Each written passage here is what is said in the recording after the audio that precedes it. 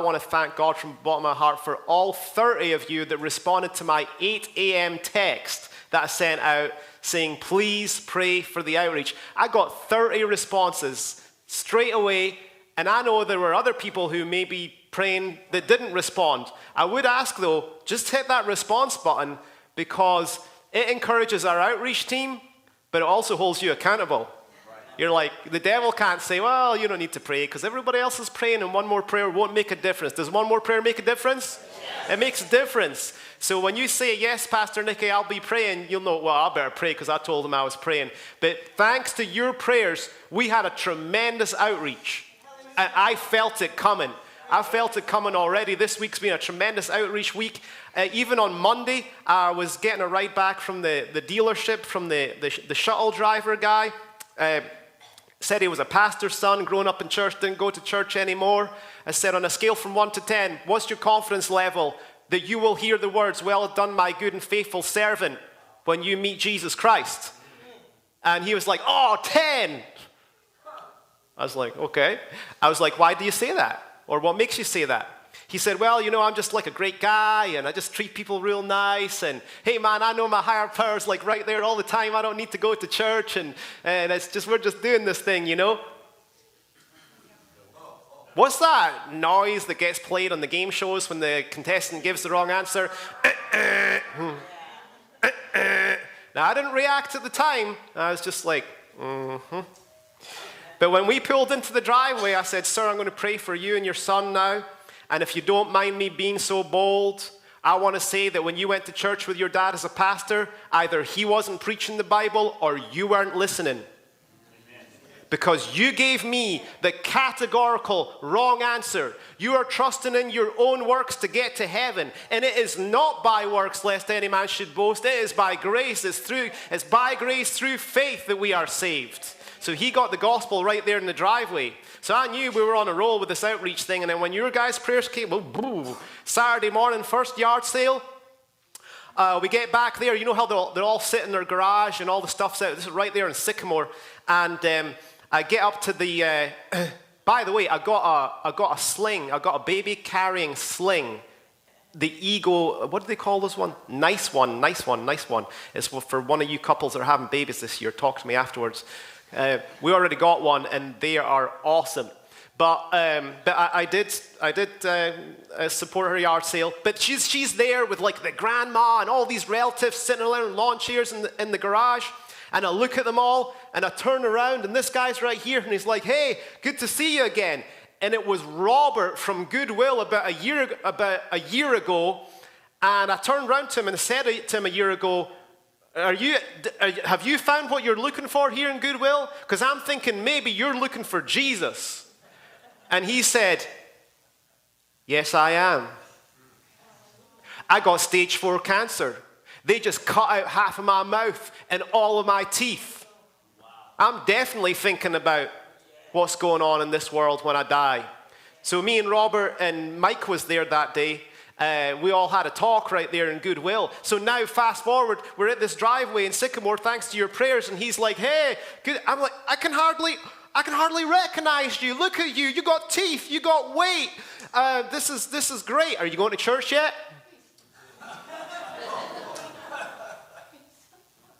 But anyways, I said to all the family sitting there, so now I'm going to pray for all of you. That's the only thing I ask, okay? I'm going to give you a $2 tip, but all you have to do is let me pray for all of you. And this is Robert, and he's just delivered from cancer, and we're all going to die someday very soon. So we prayed, and the lady of the house said, because I mentioned Scotland, she said, you should have been here to meet my husband. He's a Geordie. And all you Americans are like, do what? Yeah, a Geordie is a whole nother nationality. It's from Northern England, okay? And they're basically a cross between Scottish people and English people, and they're nuts.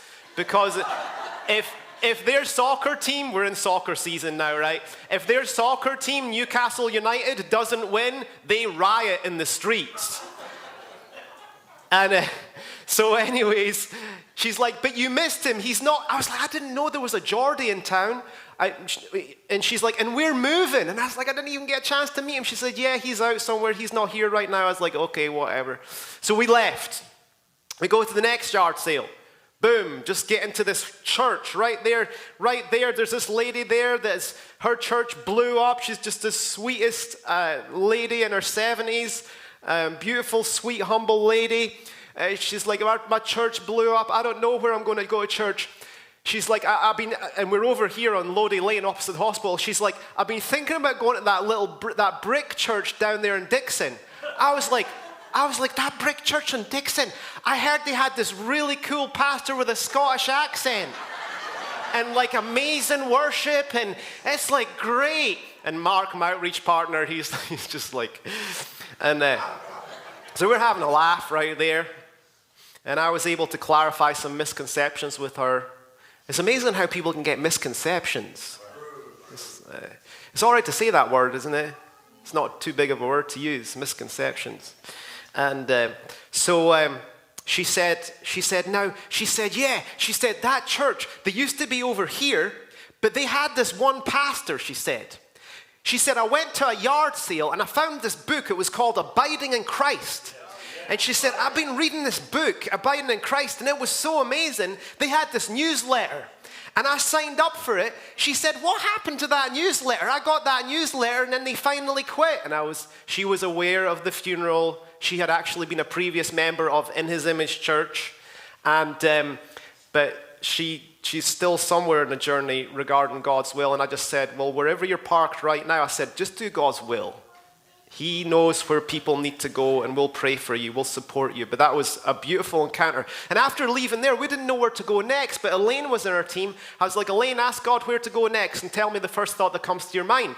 She prays and she says, well, Dad, she's like, the thought that came to my mind, it's got nothing to do with outreach. Because she's smart. We all know that.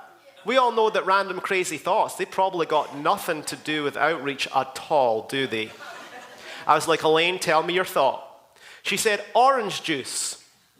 I was like, okay, here we go. It's going to be an OJ treasure hunt, and it's going to lead us exactly to where we need to be. Cut a long story short, we had to go to Kroger to find that OJ. And as soon as I walk in the door, one of those grandmas from that 2-car garage on Sycamore with the Geordie that wasn't there, she's like, hey, remember me from the yard sale earlier this morning? There he is. It's the Geordie. He's right here at the checkout counter in Kroger. And I was like, hey up, mate, fog on the time. I'll translate that for you later. So I told him my whole testimony of how I came here, and he seemed to be going along with the whole Christian jive, but I said, are you born again? He said, well, back in England growing up, I was a Catholic, and my grandma told me to believe in God and to be a good person, and that's kind of what I do. I don't really have time to go to church and all, and that's kind of my religion right there. And I was like, whoa, this is a rerun of Monday. There's so much false gospel going around, folks. You would not believe it. And that one right there is the major one. Be a good person, right? So I said, well, I think that's sweet that you would listen to your grandma, but I've got to tell you, you received some wrong information. And at that moment, this is the other grandma, not the English grandma, but his wife's grandma says, stop! We've got to go, we're running late. He's like, yeah, we've got to go.